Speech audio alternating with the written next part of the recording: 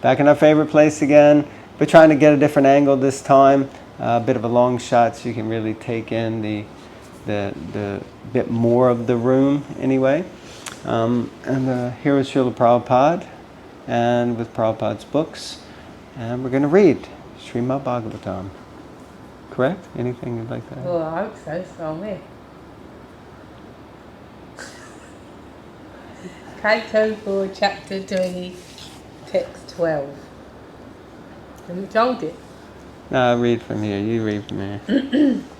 Om Namo Bhagavate Vasudevaya. Om Namo Bhagavate Vasudevaya. Om Namo Bhagavate Vasudevaya. Ruined it. I've ruined it. Text 20. Lord. Hold on. Can't get stressed. Lord Vishnu told King Prithu, "My dear king, the constant change of this material world is due to the interaction of the three modes of material nature. The five elements, the senses, the demigods who control the senses as well as the mind, which is agitated by the spirit soul. All these taken together comprise the body. Since the spirit soul is completely different from this combination of gross and subtle material elements, my devotee who is connected with me in intense friendship and affection, being completely knowledge, is never agitated by material happiness and distress." The question may be raised that if the living entity has to act as the superintendent of the activities of the bodily combination, then how can he be indifferent to the activities of the body? The answer is given here. These activities are completely different from the activities of the spirit soul of the living entity. A crude example can be given in this connection. A businessman riding in a motor car sits in the car, supervises its running and advises the driver. He knows how much gasoline is used up, and he knows everything about the car, but still he is apart from the car and is more concerned with his business. Even while riding in the car, he thinks of his business and his office. He has no connection with the car, although he is sitting there. As the businessman is always absorbed in thoughts of his business, so the living entity can be absorbed in thoughts of rendering loving service to the Lord. Then it will be possible to remain separate from the activities of the material body. This position of neutrality can be possible only for a devotee.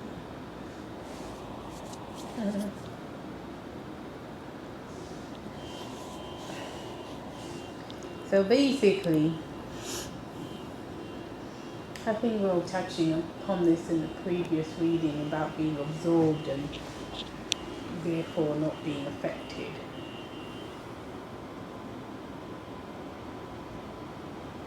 We just did morning prayer service. He woke the deities and offered Mangal Arati, and then we dressed. It was very absorbing, wasn't it? Yeah, I'm still absorbed. It's true though, that was it started at 4. 4 and finished at 9. 9. You know, back in the day, for good old days, before I was married, I used to have somehow it was always on a Friday anyway. Fridays were like that.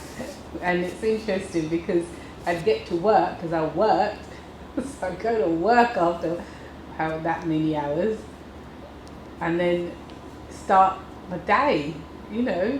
But I mean, it was nice anyway, whatever, but my workplace. But it's interesting how you start off and you're immunized if you add some spiritual practice, you know. Does that make sense? Not the last part, how you start off and then you're immunized. You start off your day, and then that's going to affect the rest of your day. How you start your day will affect the rest of your day. Got that? Yeah. So for me, it was like, because even if I didn't have Pujari services, I was still at the temple. I made it a point to chant my rounds, or go to the temple, go to the class, whatever, and then go to work. So I always, for me, you don't realise how immunized you become because you've added that spiritual energy, you know? Activity, yeah. Yeah. And then, yeah, it's interesting, and you know, and then you watch people coming into work, some look right rough and miserable, and you're like, all buoyant and like, yeah, whatever.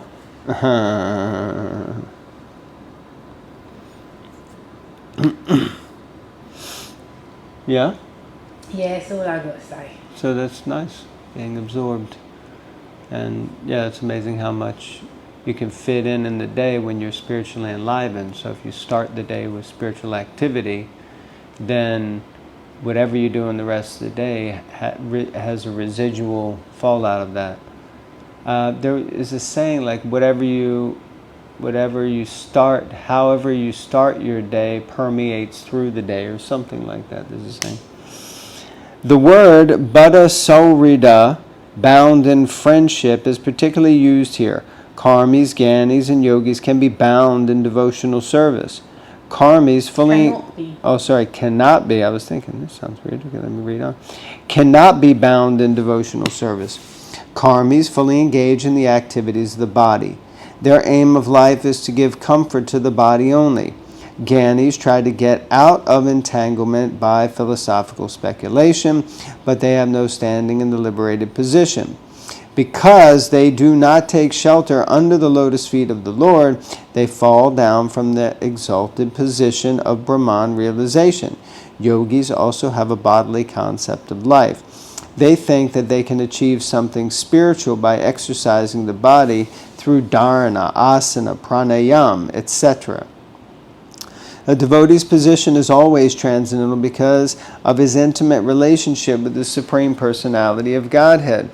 Therefore, to remain always aloof from the actions and reactions of the body and engage in one's real occupation, namely rendering service to the Lord, can be possible only for devotees. So there's a lot of things being stated here. First, I think, around the term devotee, and I guess we'd need to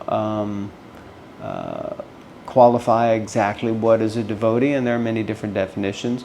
Also, sometimes Srila Prabhupada uses the term pure devotee. Here he doesn't. He's just using the term devotee. And in one place, Prabhupada says in the Gita, where it mentions that there are 4 types of people that come to him: those who are distressed, those who are seeking wealth, those who are inquisitive, and those who are searching for the absolute truth. And it's in the purport there, Prabhupada explains that all of them are devotees. And whether you're a Kanishta, a Madhyama, or a Uttama, you're all devotees. We were just reading, was it here we were reading, or teaching Kapila Dev, I think, where Prabhupada was talking about how all of those, the Kanishta, the Madhyama, and the Uttama, are all liberated.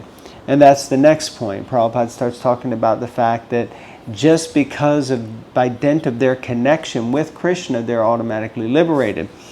And that's just hard to believe, because, I don't know if I can consider myself a devotee. That's why we need the definition. Am I a devotee? Well, some false humility makes me think, oh no, I'm not a devotee, I'm like lower than worm and stool.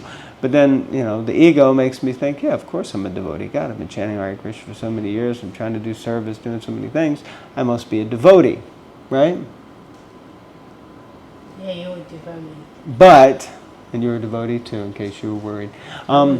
Thanks for having my back, babe. But then to be liberated, yes. Now that's like, yeah, I definitely don't feel liberated. So it must be some different kind of levels inside of there, if that makes sense. Anyway, I'm just exploring.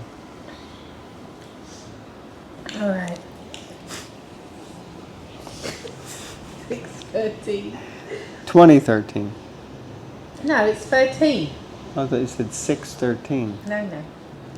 My dear heroic king, please keep yourself always equipoised and treat people equally, whether they are greater than you in the intermediate stage or lower than you. Do not be disturbed by temporary distress or happiness. Fully control your mind and senses.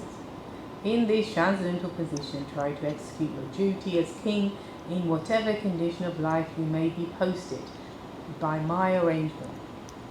For your only duty here is to give protection to the citizens of your kingdom. However, here is an example of receiving direct instruction from the Supreme Personality of Godhead, Lord Vishnu. One has to execute the order of Lord Vishnu, whether receiving it directly from him or from his bona fide representative, the spiritual master. Arjuna fought the battle of Kurukshetra under the direct order of the Supreme Personality of Godhead, Krishna. Similarly, here, Prithu Maharaj is also being given orders by Lord Vishnu regarding the execution of his duty. We have to stick to the principles stated in the Bhagavad Gita. Bhava Bhakti. Remember how we taught how to say that? Vyavasayatmika. Vyavasayatmika. Actually, it's Vyavasayatmika. Oh yeah, that's true. Every man's duty is to receive orders from Lord Krishna or from his bona fide representative and take these orders as his life and soul, without personal considerations. Srila Vishwanath Chakravarti Thakur states that one should not care very much whether he is going to be liberated or not, but he should simply execute the direct order received from the spiritual master. If one sticks to the principle of abiding by the order of the spiritual master, he will always remain in a liberated position. A common man must execute the rules and regulations of Varnashram Dharma by working in his prescribed duty according to the caste system, Brahmana, Kshatriya, Vaishya, Shudra, and the spiritual order system, Brahmacharya, Grihastha, Vanaprastha, and Sannyas. If one simply executes regularly and strictly the injunctions given from the different divisions of life, then one satisfies Lord Vishnu.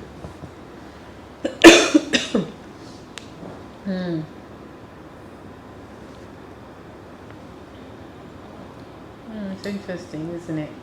How after this is coming on the back of Indra throwing wobbly, basically, and now, it's like children. Now you can't have something more than me. Now he got more ice cream or he got bigger toy or whatever. And now, this is how Vishnu's communicating with Prithu. Mm-hmm. And the communication is instruction and telling him basically, pull your socks up and control your mind, control your senses, and this is what your duty is. Give protection to the citizens, remain or connect to the transcendental position, try to execute your duty as king in whatever condition of life you may be posted by my arrangement, which is also key. Actually, by my arrangement. So it's interesting. For me, it's like, this is a few of the lessons I've come across. Life is not fair, materially or spiritually, and it's interesting. If you're looking for justice and sort of like this is the way it should be, or then you're just gonna be frustrated. And what I'm getting from what Lord Vishnu is saying, because let's be honest, Prithu Maharaj could have been like, wait a minute, really gone the other way, really, and said, let's fight to the death, to Indra. And I reckon he didn't want. But he didn't, and he didn't do that. But then Lord Vishnu is giving him sort of like, I feel home truths, because he can hear it. Because the other kid, Indra, can't. and the other kid Indra just simply has to, there you go, in order to make this child be quiet. You know, sometimes parents be quiet, even though this child didn't deserve to have their toy taken away. But they get it. You get, I know you get it, but you won't, and be quiet, you know? So he's giving these instructions, and basically it's it's like just the realization that we got to just connect to the mercy that Prabhupada has given, which he started in this place of all, that's what he came to do, and that's just simple as that. Just connect, and the urgency, as disciples of Prabhupada often say in the classes, he always had a sense of urgency. Take to Krishna conscious now, do it now, become a pure devotee, follow the regs, chant, blah, blah, because it's fleeting, life is fleeting, and we get messed up, and life stops because this one's a rascal, that one's a moron. By Krishna's arrangement, of course. Anyway, that's the number. Which means they're a divine rascal and a divine moron.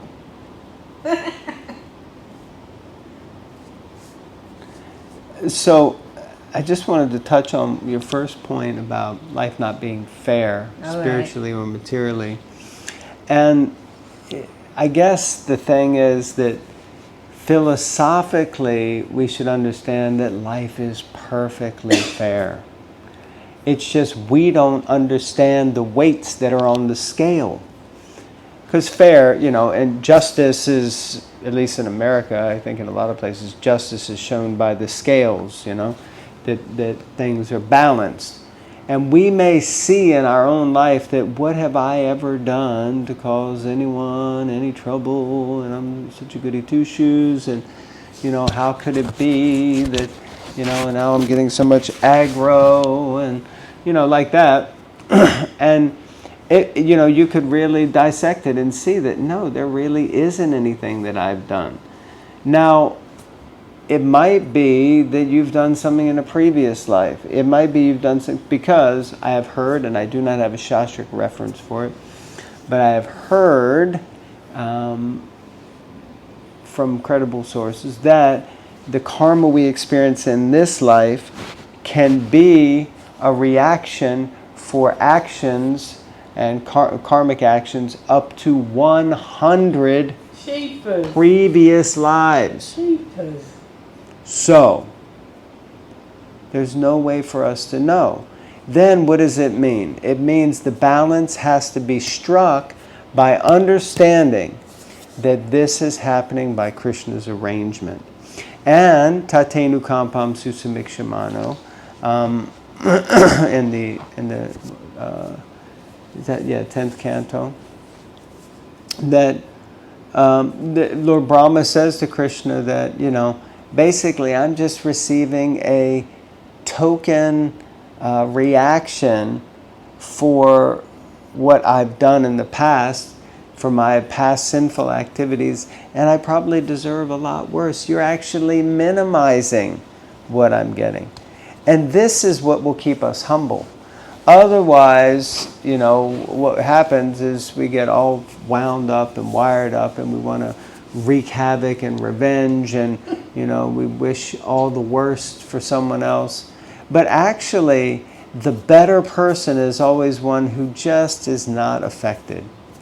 And that actually winds up a person who's trying to wind up someone else, So if someone is trying to wind you up, and you're like, oh, okay, wow, this is great, I love being wound up. Then they're like, that really upsets them because they were trying to wind you up and push your buttons. But if you don't allow your buttons to be pushed, then in one sense you win. That's not why you would do it, but that's the point, because they just get more wound up. So yeah, really we need to understand that actually everything that's karma is the infallible justice. It means you get exactly what you deserve. And even if we don't have any karma, then it's described by Prabhupada that we have Krishna karma, We have karma that Krishna directly, specifically gives us in order to mitigate and undo some incorrect mentality that we have and help us to make advancement. So I'm going to get off the soapbox, read this last paragraph, and then we'll finish. Please do. Thank you. As a king, Prithu Maharaj was ordered by Lord Vishnu to keep himself always aloof from the activities of the bodily situation and to engage always in the service of the Lord and thus keep himself in the liberated stage. The word bada suradam in the previous verse is explained herewith. One can fully remain in intimate connection with the Supreme Lord, directly receive orders from his bona fide representative, the spiritual master, and execute the orders sincerely when one keeps aloof from the activities of the body. The Lord helps us by giving us directions how to act in devotional service and thus advance on the path back home, back to Godhead. He instructs us outwardly in the form of a spiritual master. Therefore, one should not accept the spiritual master as an ordinary human being. The Lord says, Acharyam mam vijaniyan navamanyete karhi chit. One should not treat the spiritual master as an ordinary human being, for he is the substitute for the Supreme Personality of Godhead. Amazing. So the spiritual master is meant to be treated as good as God, basically. One should treat the spiritual master as the Supreme Personality of Godhead and never be envious of him or consider him to be an ordinary human being. If we follow the instruction of the spiritual master and execute devotional service to the Lord, we will remain always free from the contamination of bodily and material activities, and our life will be successful. So all of that very powerful about helping us to understand who the spiritual master is and how we're meant to treat and act with the spiritual master. And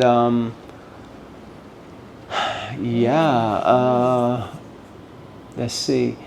And that we have to serve. Now, the last part was really powerful because it answered the question about being transcendental. Did you all catch that? It says that if we follow the instruction of the Lord, if we follow the instruction of the spiritual master and execute devotional service to the Lord.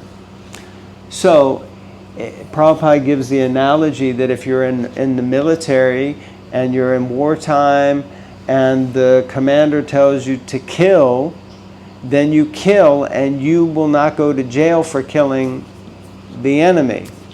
But if you come back outside of wartime and your neighbors are playing the telly too loud and you kill them, then you're going to jail, theoretically. So the point is that if you act under instruction, under guidance, then you become free from the modes of material nature. And definitely your activities are no longer karmic activities, they are akarmic, because they're dovetailed specifically in the service of the Lord. So this is very powerful. We have to act according to the order of the spiritual master, and we have to, how did it say, execute devotional service to the Lord. So in that way, everything we do in a day should be focused on serving Krishna and following the order of the spiritual master. Then we will become free from the influence of the material energy. Hare Krishna. Hare Krishna. What do you think? Oh, nice. These points are very nice about the spiritual master. At this point, he is the substitute for the Supreme Personality of Godhead. That's an American term, that substitute teacher. I think, what do you call it in English? You call something, what do you call them? Cover. No, it's not cover. It's a very strange term. I never understood it.